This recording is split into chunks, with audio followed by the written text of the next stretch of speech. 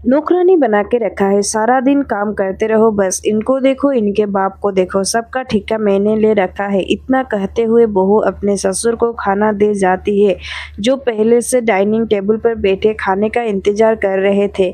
लीजिए खाइए, गुस्से से बोलती है बहू। बेचारे ससुर जी सहमे से अपने बहू की तरफ देख रहे थे। बहू अपने पति सौरभ के पास जाती है और बोलती है, देखो मुझसे अब और काम नहीं होगा, मैं तुम्हारे लिए खाना बना सकती हूँ पर तुम्हारे बाप के लिए नहीं। ससुर जी अपने खाने के निवाले को उठाकर अपने मुंह की तरफ ले जा रहे थे, इतने में बहू की कड़वी बात ससुर जी को सुनाई दिया। सौरभ बोला, धीरे बोलो, पापा सुन लेंगे। बहू बोली, तो सुन लेने दो, वैसे भी कोई काम तो करते नहीं, ऊपर से ऑर्डर देते हैं खाना दे दो। देखो आज डिसाइड कर लो, या तो अपने बाप को घर से निकाल दो या मैं खुद चली जाती हूँ। सौरभ काम को छोड़कर अपने पिता के पास जाता है और पास बैठ जाता है चुपचाप। पिता बोलते हैं, बेटा एक बात बोलो, बहू को नाराज मत करो, जिंदगी भर तुम दोनों को ही साथ रहना है। मेरा क्या, आज हूँ कल नहीं, मैं ही चला जाता हूँ। काफ़ी दिन से तुम्हारे छोटे चाचा बुला रहे हैं, कुछ दिन वहाँ रहूँगा तो यहाँ सब ठीक हो जाएगा। बेटा बोला, नहीं पापा। पिताजी बोलते हैं, समझो बेटा। इतना कहकर अपने बेटे को गले से लगा लेते हैं और पापा अपना ख्याल रखना बेटा कहकर पिताजी चले जाते हैं। ये सब बहू बड़े ही सुकून से देख रही थी। कुछ दिन बाद सौरभ अपने दोस्त से मिलता है। सौरभ के दोस्त ने नई कार ली हुई थी। सौरभ बोलता है, क्या बात है भाई, नई कार ले ली, तुम्हारे पास सब कुछ है। सौरभ के दोस्त उदास होकर बोलता है, हाँ भाई, काश पापा होते तो आज मेरी कार देखकर कितने खुश होते। बचपन से पढ़ाया लिखाया, इतना काबिल बनाया, आज देखो मेरे पास सब कुछ है, बस पापा नहीं। इतना सुनकर सौरभ अपने घर आता है। उसकी पत्नी टेबल पर खाना लगा देती है।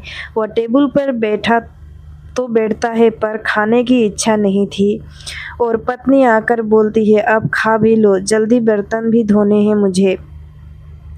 एक दिन सौरभ ऑफिस से घर लौट रहा होता है, इतने में एक वह देखता है एक पिता ने अपने बेटे को आइसक्रीम खरीद कर दे रहे थे।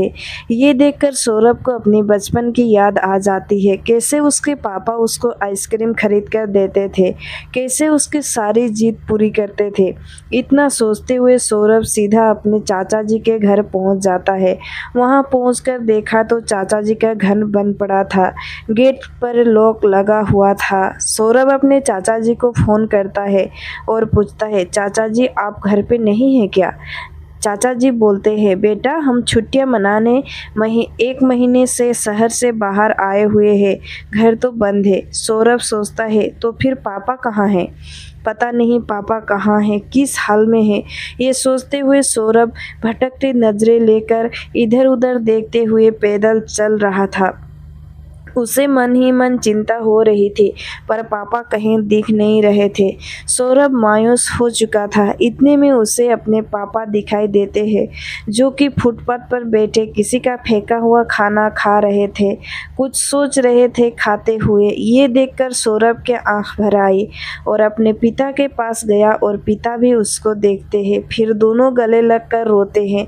सौरभ बोला, पापा मैंने आपको बहुत दुख दिए हैं, हो सके तो मुझे माफ़ कर दीजिए।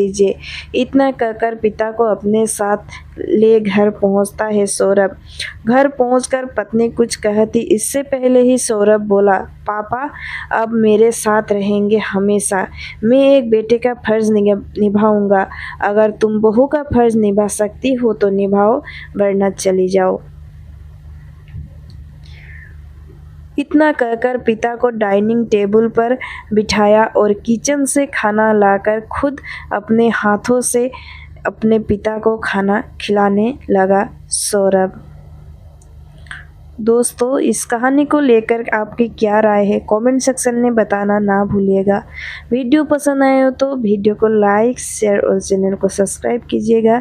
ऐसी अच्छी अच्छी कहानी देखने के लिए बेल आइकन को भी प्रेस कीजिएगा, इससे मेरी वीडियो की नोटिफिकेशन आपको मिल जाएगी। अपना कीमती समय निकाल कर वीडियो में बने रहने के लिए तहे दिल से धन्यवाद।